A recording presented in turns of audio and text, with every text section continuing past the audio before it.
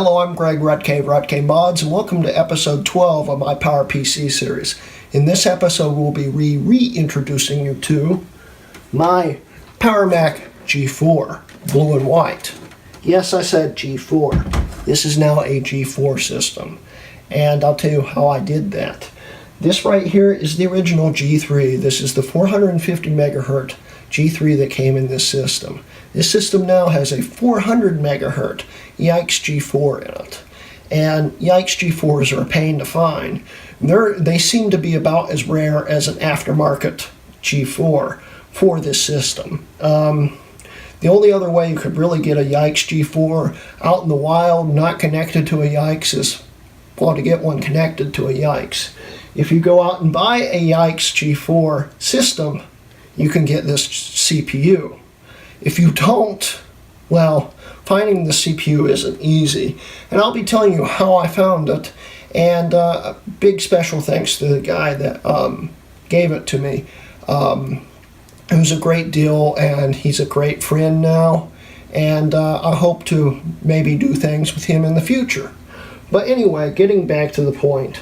Like I said, to get this CPU, you'd basically have to buy a Yikes G4 system. And I didn't want a Yikes G4 system. I already have a graphite, which I'll be showing you guys in the future. And, well, I already have limited space as there is. So I decided to find the CPU, which wasn't easy, like I said before. But this CPU is going to allow me to do a lot more things with this system, and it's sped up in certain things, and it's just a much better system altogether, and it's very stable. I'll be showing you how all that happened and what this thing can do now. Plus, I installed another few operating systems on it. One of them won't boot right now because it needs a little work, but the other is the original operating system that came with this. And we'll show you that too. Anyway, so let's get started.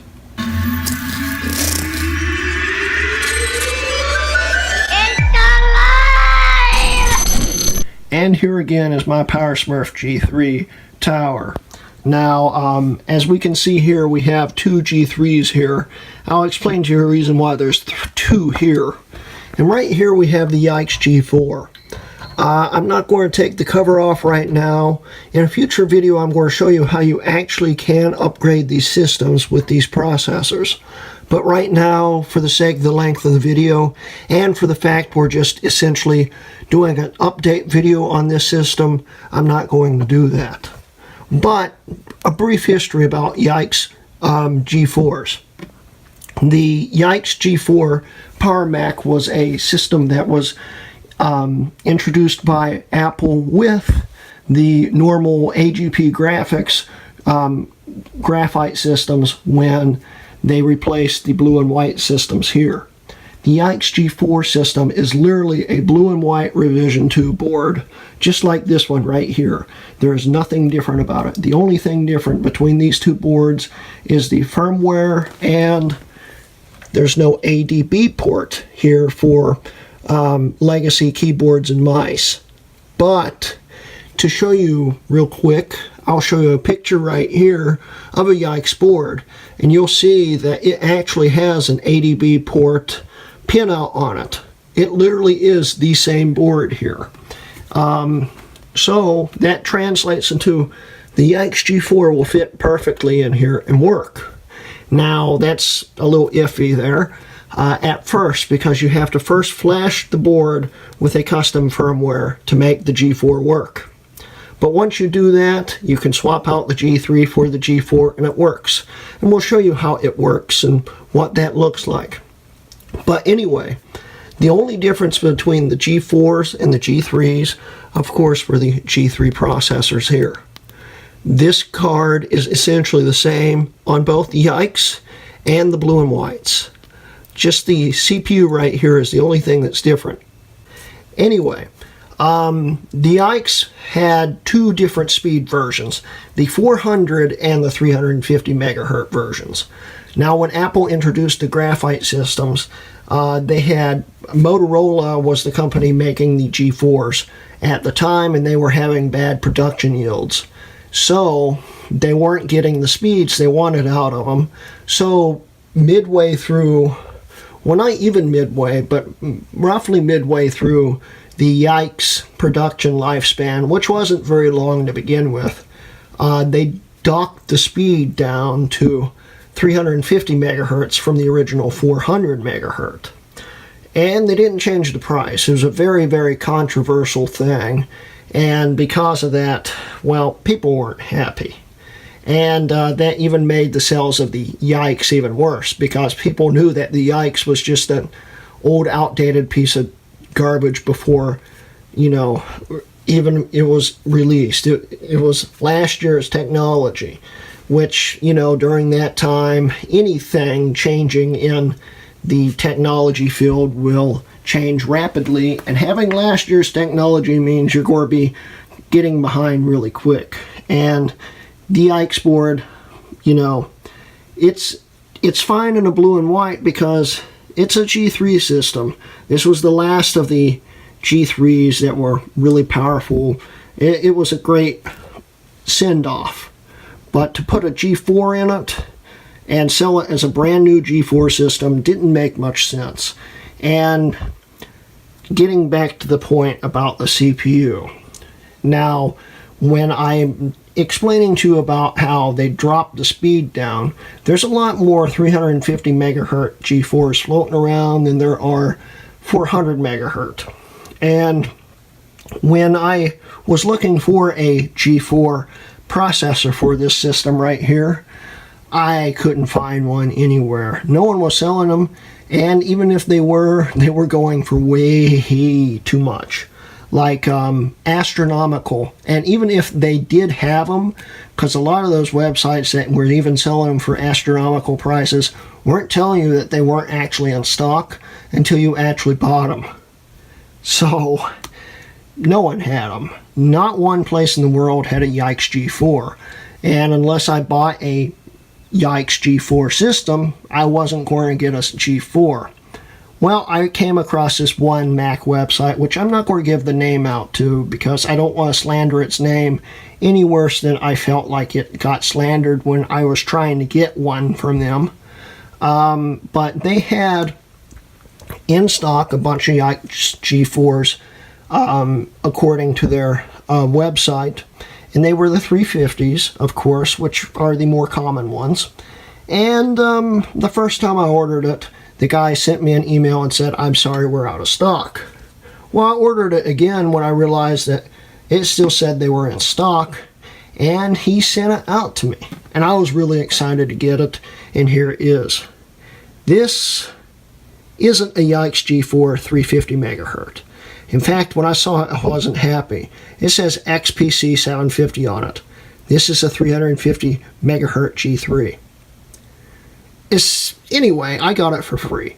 The guy refunded me. I'm not complaining now. So that's why I'm not even going to say their name. But, I was still stuck with this 450 megahertz, which of course was overclocked to 500 at the time. So I was on the Mac, low-end Mac group on Facebook, asking around if anyone had one. I'd been looking everywhere. Of course, you'll never find an aftermarket one unless you're extremely lucky. But of course, there's a few Yikes somewhere in the wild. You just got to ask. And I found this great fellow named Mark Stout. Mark is from the UK, and he gave me a great deal. And essentially, I paid the same price for this 400 megahertz Yikes G4 as I did if I would have paid for this. But of course, I got refunded for that. I got it for the same price, and then I also had to pay for the shipping, which doubled the price, but it was still worth it. Finding one of these is nearly impossible. It got shipped from the UK to the US. I thank you so much, Mark. That made my whole month. And to this day, I'm still really enjoying having this thing in the system.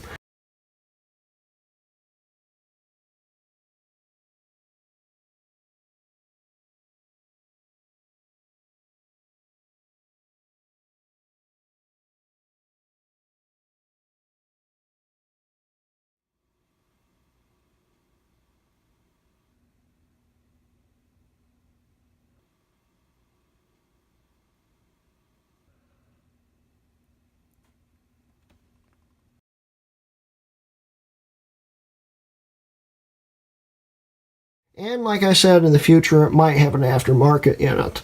But right now, having a Yikes G4 is incredible. And this Yikes G4 isn't any 400. This has also been overclocked. This is now running at 450 megahertz. And even though it's running 50 megahertz slower than this G3, it runs quickly.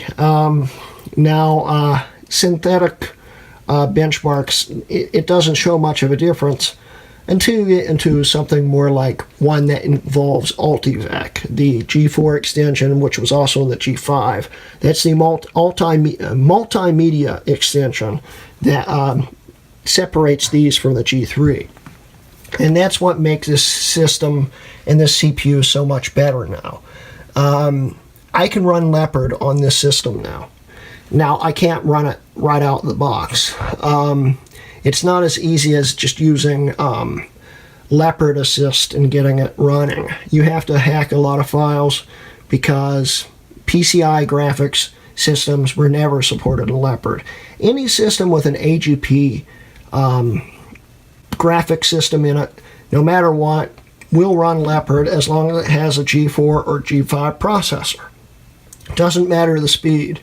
But if you have PCI graphics, it's a bit of an issue, and it won't boot. And I'll show you what it looks like when I try to boot into it.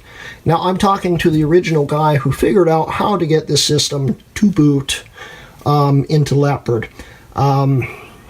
He did this back in 2008, and he's still around, and he's going to help me get this system booting up, and I'll show you how to do that eventually. But it's cool to have this system the way it is now. And the system's also now running OS 8.6 on it, which we'll also be showing you. But that's basically the main overview of what's changed. The Yikes G4. That's basically it. It still looks the same on the inside. You wouldn't know this had a G4 in it unless you turned it on and actually looked. Or, of course, took the heatsink off. And like I said, this has been overclocked to 450 megahertz. And that's with this jumper block here, which I'll show you how to do that in the future.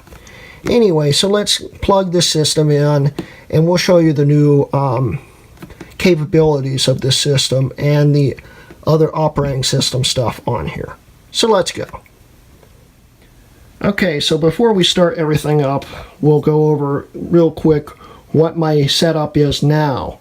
Now, of course, I'm going over more of an aesthetic preferences over period correctness. And aesthetically, I like this a lot better. Now, some of this is period correct, and some of it's just a few years shy. Of course, the studio display here, this is the original design. This original design was introduced in late 99, and then they changed it over to ADC, and then you ended up with this system, this monitor here. But the outward appearance of it is the same as in late 99, so it's sort of era correct. Down here we have a Bondi Blue. It's an iMac keyboard. It's got a short wire on it, and it's not exactly the right shade of blue, which on eBay you really can't tell from the pictures. But it's a bit greener color, but still a blue keyboard. It's era correct, more or less. It's a little older than the system, but it works great. It's plugged into an extension wire, an official Apple extension wire here, which is plugged straight into the system. Now, I could have plugged it into the monitor, but then the main feature that I like about this keyboard wouldn't work, and we'll get onto that in a second. Now, the last two things that I have on here, other than the mouse here, this is that same crappy wireless mouse, but I only use it in OS X when I need it, just in case I want to like scroll or right click. It's easier to do this than using that mouse there, but usually I just use this mouse. This is the second generation Pro mouse, the white version. And, you know, it's an actual Pro mouse. It's got the pressure selection on it. But, you know, this mouse right here was actually introduced in 2002 with the iMac G4s. So it wasn't really around that time period. But, you know, this would have been around that time period. Mid-2000, the original black one came out, and then it got replaced by that. I could use that on this, but I like the aesthetics of this mouse better. The white goes much better with the whole look here. Now the last thing we have here is some eBay special speakers here. These are top zone speakers. They're USB powered. They plug straight into a USB port and they're powered. And then they use a regular headphone jack to plug into the sound. They're not great speakers whatsoever, but I'll demonstrate them to you. They have a volume control on the side, and they work. And they're plenty good enough for what the system needs. So anyway, let's get the system started, and I'll show you what's changed and whatnot. Anyway, so the reason why I have this board plugged straight into the system is so I can just turn the system on with this power button right here. This power button worked on every Mac, USB Mac, from the original iMac G3s all the way through the Quicksilver G4 Power Macs, and I don't believe they worked on the iMac G4s, but the Quicksilvers they definitely still worked on, and that got killed off in the MDDs. But anyway, you can hit this power button and we'll turn the whole system on, and that's what we'll do here. So we'll hit the power button, and I forgot to plug it in. Okay, now that I have the actual power officially plugged into the system, let's power on. We'll hit the power button and it starts right up.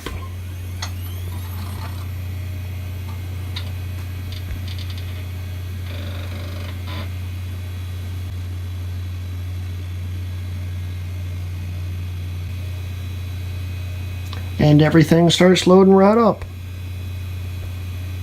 And we'll come right back to this when it's all booted up. Okay, so here's the system up and running now. To run the G4, you have to first flash the system with a Power Max firmware here. This was a newer tech firmware, and it came with the FastMac PowerLogix CPU upgrade package. This will work with any G4 upgrade package, basically. Even the original Yikes G4. Without this, when you install the Yikes G4 without a firmware flash, it will just beep and it won't start up. And once you do the firmware flash, which is only able to be done in OS 9, once you do that, you're totally fine. You can plug the processor in and it will work. Now this 400 has been updated, upgraded to a 450 with the overclock, and it works great. It's very stable, and let's show you around on the system a bit. And basically the operating systems haven't changed a whole lot. We can see the list of operating systems right here: Tiger, OS 9, OS 8.6, and Panther. Then we have the Leopard install here, which was a pain to get on here. I'm not going to go into detail about it right now, but needless to say, it still won't boot into it. But once I get it all fixed up with that guy's help, we'll definitely be booting into Leopard and showing you that, but that's off into the future in a future video. Anyway, getting back to the point, everything's ready.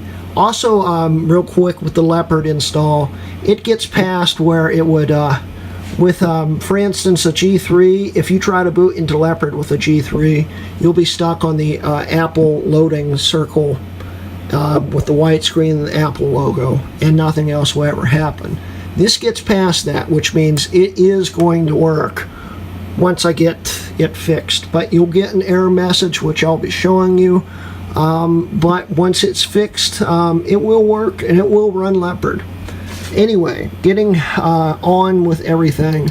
All the hardware is essentially the same otherwise. It's still got the same RAM, hard drives, and whatnot in it. The RAM, of course, is still one slot's empty because it's got that problem with it I haven't figured out. But 768 megs of RAM is a lot for this system. It still runs good, and I'm happy with it. It's still got the Radon 9200 in it, and it works quite well. Other neat things about this is now it can run Firefox 7400, which is the G4 browser, and it will load the iOS Safari user agent a lot quicker than on a G3, and it's actually usable. It still does load slowish, but it loads a lot quicker than it did in the previous video when you were watching it with the G3. At first, loading the mobile version, it will take probably a minute to load up the whole first page, but once you're loaded into Facebook, it works. You can switch between pages. They're sort of slow, but it's still usable. And, you know, I'm not going to go into great detail. I'd still prefer and recommend you using the light mobile version, which would have been the Classilla user agent, but it still works, and you can use the mobile, the iOS version. And that's basically all that. Now the last thing is this here.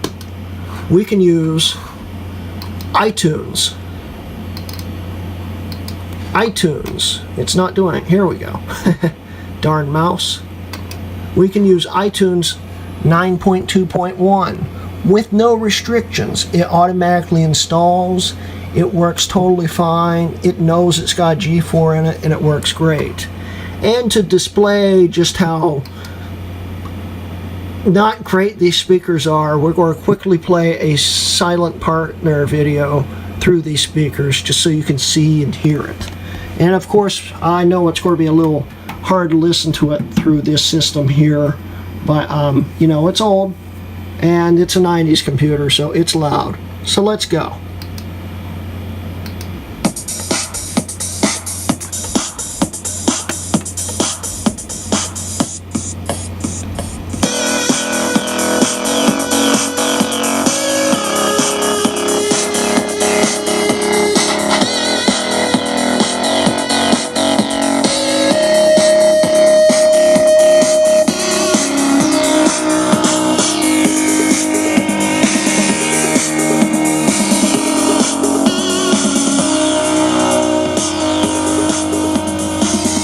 And the other great things about having iTunes 9 on here is, of course, and I can show you for once because this is actually updated, unlike the previous video I've just filmed on the clamshell, iTunes Store works. And here it comes right now. Eventually. It may not be the world's quickest, but here we go. Now it's coming up. Sometime. Yeah.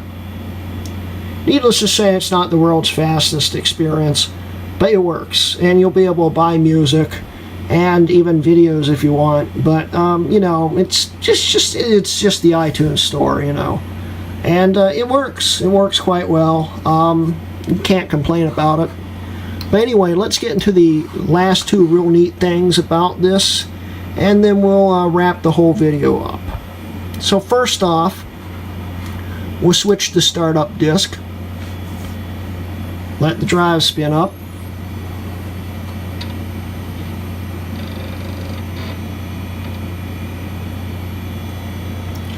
And we'll first have it boot into OS 8.6. Now this is the original operating system that would have came with this.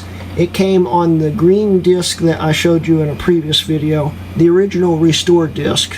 And it restored quite well.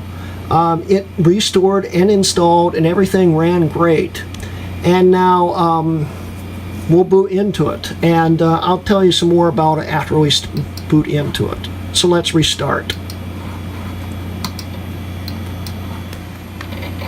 Alright, it's engaging the SCSI drive, which 8.6 is installed onto, and it's starting to boot up.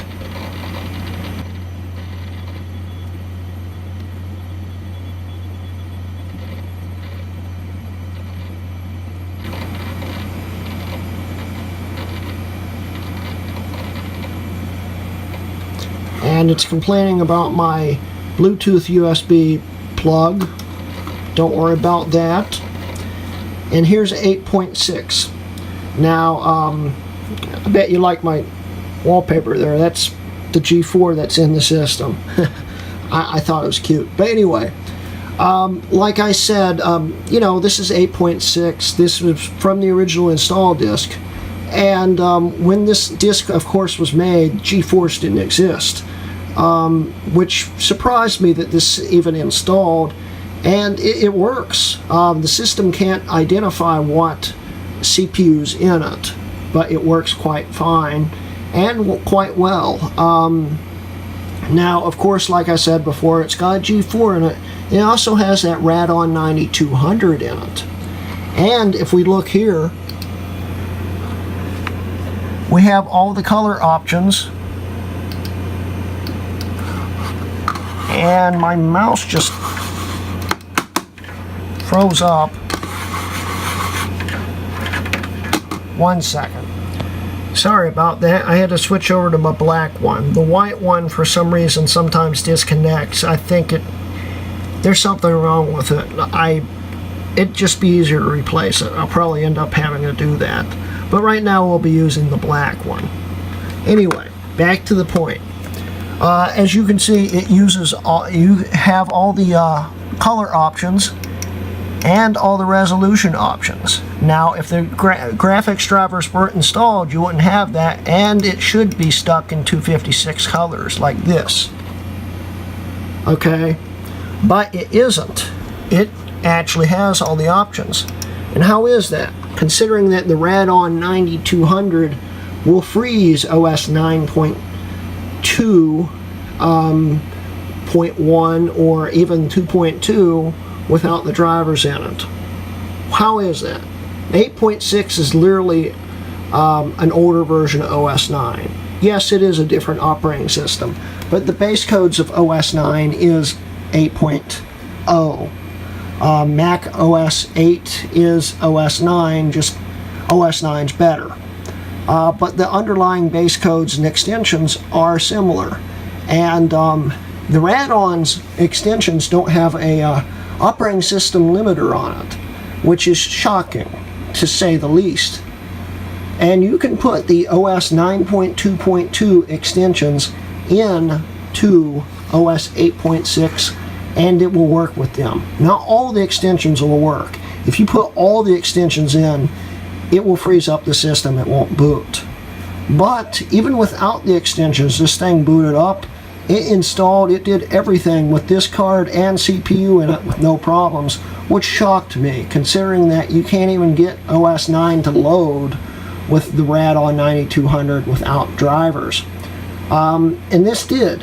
And with the drivers installed, we have all the same features we would in OS 9, and it works quite well. And as we can see, we are running 8.6 right here. And we'll take a quick look at the system profiler. And here we go. We look down here, processor info, unknown type, and 450 megahertz. It doesn't know what it is, but it works fine with it. So, you know, that's why am I running 8.6? Just because I can. It's cool. And it will also be able to allow me to run some things that OS 9 won't let me. At least won't let me run without certain patches. Sometimes certain patches won't even work with OS 9. OS 9 did break some functionality with some older legacy software, which OS 8 still had functionality for. So that's the other reason why I decided to put 8.6 on it.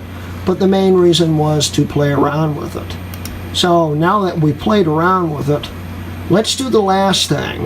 The thing that you guys may be waiting for, if not, anyway, we'll just do it. We'll go over to Startup Disk, and this is different too.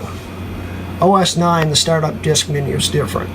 But anyway, we'll switch it over to Leopard, and we'll reboot it.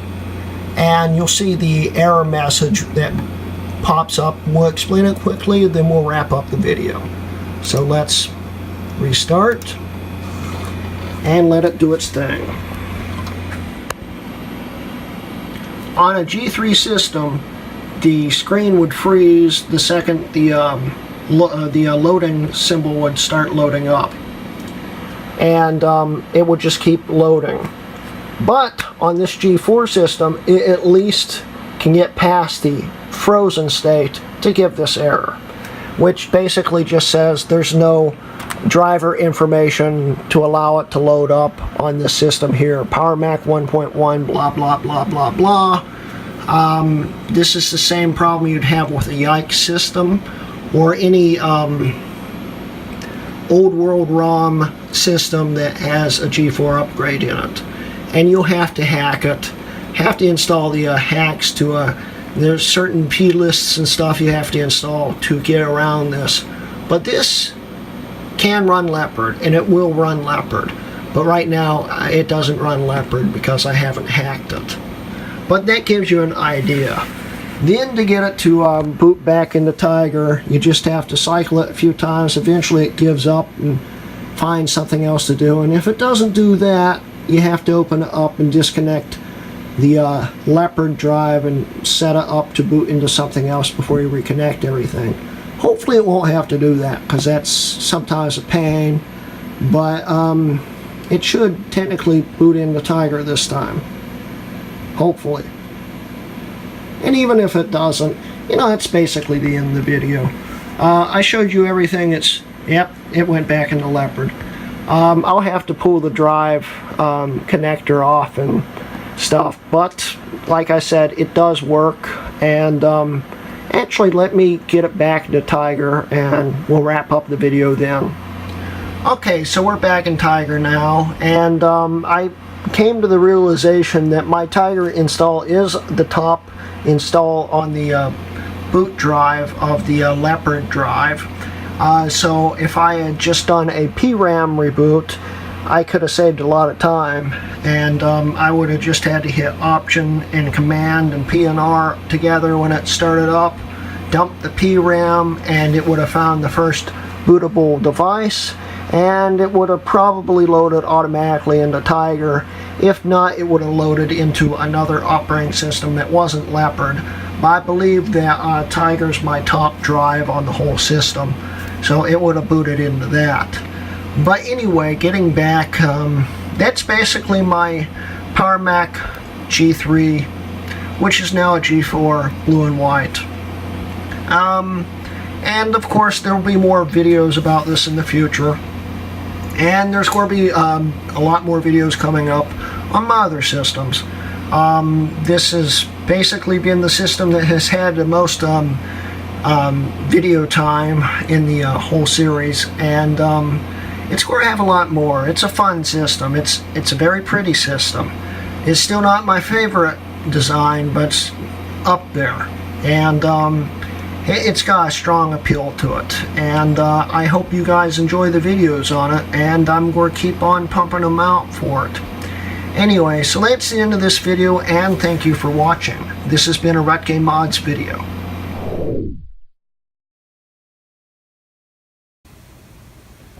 Hello, I'm Greg Rutgame Mods, and welcome to episode 12 of my PowerPC series. In this episode, we'll be reintroducing you to...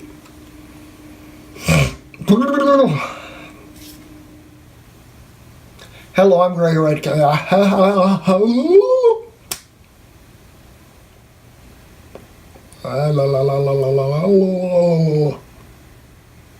Hello. Hello, I'm Greg Rutgame. Hello, I'm Greg Rutgame. And it's a very hard CPU to find, as I know. Hello, I'm Greg. Hello, I'm Greg. And here once again is my PowerSmurf G3. Now if we see here, we have two G3s.